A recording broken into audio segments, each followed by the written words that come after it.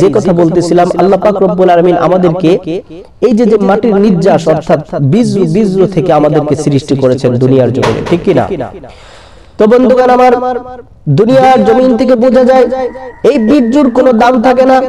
এই যে আমাদেরকে নাপাক পানি দ্বারা আল্লাহ পাক রব্বুল আলামিন মায়ের গর্ভে সৃষ্টি করেছেন, এরপরে আস্তে আস্তে করে আমাদেরকে মানুষ রূপে সৃষ্টি করেছেন, বলে এই নাপাক পানির কোনো দাম নাই। আল্লাহ পাক রব্বুল আলামিন মানুষ বলে যখন গণ্য করেছেন, তখনই আল্লাহ পাক রব্বুল আলামিন আমাদেরকে দামি কামিয়াব বলে বানায়াছেন। এই নাপাক পানির কোনো দাম নাই। একটু বোঝানোর জন্য বলি, আমি যদি আপনাদেরকে বলি যে এই যে আমাদেরকে যে নাপাক পানি দ্বারা সৃষ্টি করা হয়েছে, এই নাপাক পানি কেজি হিসাবে বিক্রি করব, কেউ কি কিনবেন? আসতে বলবেন না, কেউ কি কিনবেন? না, কেউ কিনবেন না।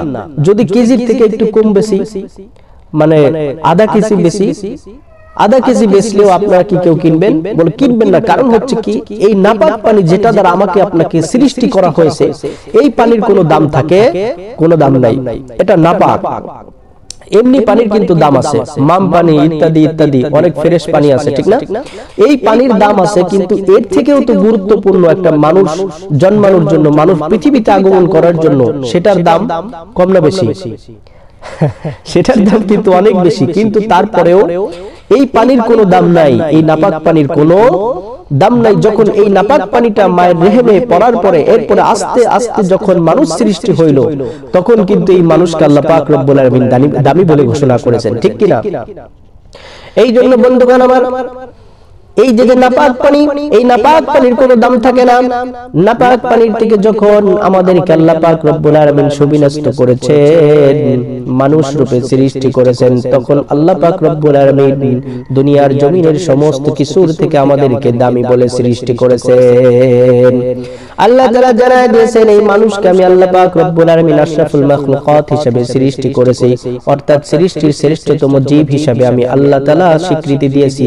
এই মানুষকে আমি আল্লাহ তাআলা সৃষ্টি করেছি, কিন্তু তার সৃষ্টি জীব হিসাবে যার দ্বারা তিনি সৃষ্টি হয়েছে, এই সৃষ্টির জীব যেটা ছিল, যে মাধ্যমটা ছিল, এই মাধ্যমটার চারানা পয়সার কেউ দাম দেবে না, ঠিক কি না?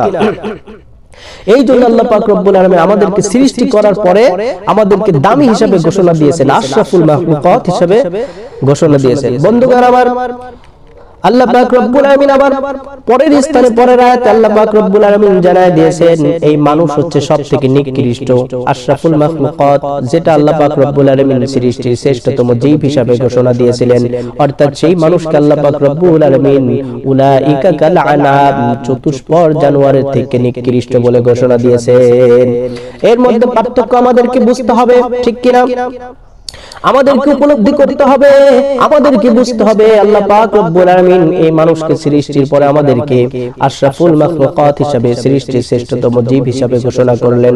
আবার আমাদেরকে আল্লাহ তাআলা চতুষ্পদ জানোয়ারের ন্যায় তুলনা করলেন, বলে না না, তার থেকেও নিকৃষ্ট বলে। কারণ কি, দুনিয়ার জমিনে আমি আপনি যদি ঢোল পিটাতে থাকি, বাজারে গিয়ে যদি ঢোল পিটাতে থাকি, গোপালগঞ্জে গিয়ে যদি ঢোল পিটাতে থাকি, আমি সবথেকে ভালো মানুষ, আমি সবথেকে ভালো মানুষ, আর যদি আমার কাজে কর্মে ভালো না পরিচয় থাকে, বলুন তো তাহলে ওই ব্যক্তিকে কোনো ব্যক্তি ভালো বলবে?